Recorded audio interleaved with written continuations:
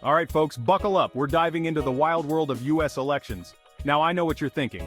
Elections, John, those are about as exciting as watching paint dry. But hold on. Understanding this stuff is crucial. It's like trying to drive without knowing what a steering wheel does. You might end up in a ditch. Think of elections as the ultimate reality show. It's where political hopefuls battle it out for the most powerful job in America. Except, instead of cheesy confessionals, we get debates and campaign ads. And instead of voting someone off the island, we're deciding the direction of the country. Now, I'm not gonna lie, the US electoral system is complicated, like really complicated. It's like someone took a bunch of rules, threw them in a blender with a side of Founding Fathers' wigs and hit puree. But fear not. We're going to break it down together, step by confusing step.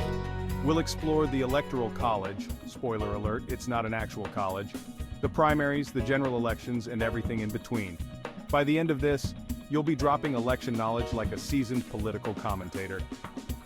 Get ready, America, it's time to demystify democracy. Okay, so how does this whole election thing actually work? First, imagine a giant, slightly rusty machine. That's the US electoral process. It's got gears, levers, and a whole lot of moving parts. At the heart of it all is the Electoral College, a system that's both fascinating and utterly perplexing.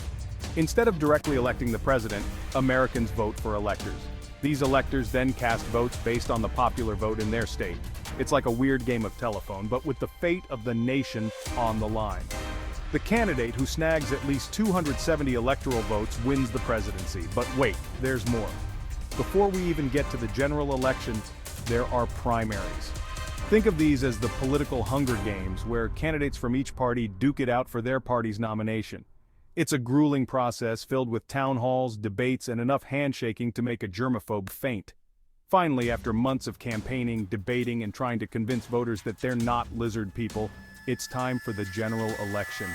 This is where the American people cast their votes and decide who gets to be the leader of the free world and deal with Congress for 4 years. Throughout US history, certain elections stand out as pivotal moments. These aren't just about who won or lost, they're about seismic shifts in the political landscape. Take the 1800 election, for example. It was a bitter showdown between John Adams and Thomas Jefferson, a political rivalry for the ages. This election was a turning point, marking the first peaceful transfer of power between different political parties. It established a precedent for peaceful transitions of power, something that, let's be honest, feels more important than ever. Fast forward to 1932, the Great Depression was in full swing, and Americans were looking for a way out. Enter Franklin D. Roosevelt and his New Deal. Roosevelt's landslide victory ushered in an era of social and economic reforms that reshaped the role of government, and who could forget the 2008 election of Barack Obama? Obama's historic victory as the first African-American president was a watershed moment for the nation. It showed just how far we'd come, even if we still have a long way to go.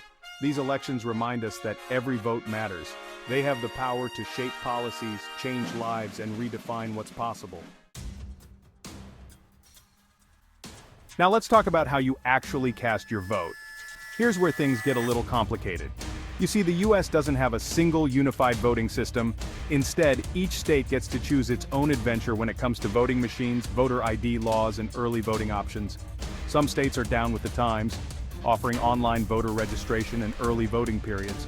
Others, however, seem determined to make voting as difficult as possible, like trying to find a parking spot in downtown Manhattan on a Saturday. We're talking strict voter ID laws, limited polling places, and lines so long you could write a novel while waiting. And then there's the issue of gerrymandering, where politicians draw voting districts that look like they were designed by a toddler with a crayon. It's a mess, folks, a real mess. But hey, at least we have the technology to make voting more accessible, right? Well, sort of. Electronic voting machines can be convenient, but they also come with their own set of risks, like security vulnerabilities and potential for fraud.